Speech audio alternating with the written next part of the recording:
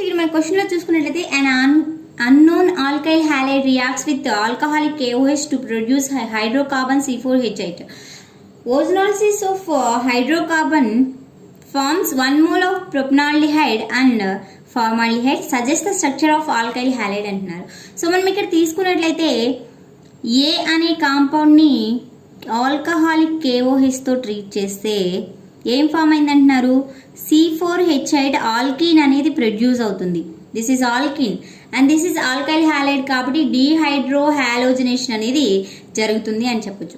So దీన్ని ozonolysis చేస్తే ఏం ప్రొడ్యూస్ అయింది అంటున్నారు?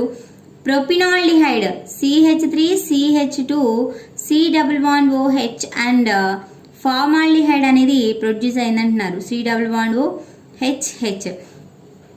సో మనకి దీని ప్రకారం ఏం తెలుస్తుంది? ఈ కార్బన్ మీద డబుల్ బాండ్ ఈ రెండింటికి మధ్య ఉంటుంది. సో వీటన్నిటిని కంబైన్ చేస్తే ఈ స్ట్రక్చర్ వస్తుంది మనకి. సో CH3 CH2 ఓల్ని తీసేసి డబుల్ బాండ్ వీటన్నిటికి అటాచ్ చేస్తే CH2.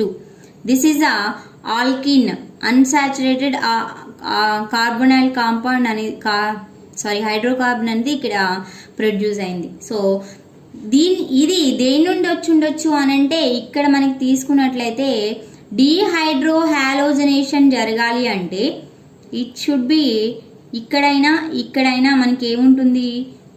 బాండ్ అనేది ఉండాలి. సో ఇప్పుడు ఇక్కడ కనుక హెచ్ అనేది ఉంటే ఇటు నుండి ప్రొడ్యూస్ అవ్వడానికి ఆల్కిన్ ప్రొడ్యూస్ అవుతుంది. కానీ ఇక్కడ బిఆర్ ఉంటే ఈ రెండింటికి మధ్య బాండ్ అనేది ఫామ్ అవుతుంది. సో మనకి ఇక్కడ ఏం ఫామ్ అవుతుంది? CH2 Br అనేది ఆల్కైల్ హ్యాలైడ్ అనేది ఇది అవుతుంది. సో ఏ కాంపౌండ్ యొక్క స్ట్రక్చర్ అనేది ఇలా ఉంటుంది అని చెప్పొచ్చు. సో మనకి ఇక్కడ ఇచ్చిన కాంపౌండ్స్ లో బ్యూటైల్ బ్రోమైడ్ అనేది మనకి ఇక్కడ ఇచ్చారు. సో బ్యూటైల్ బ్రోమైడ్ అనేది ఏలో ఉంది కాబట్టి A is the correct answer for this question. Thank you friends.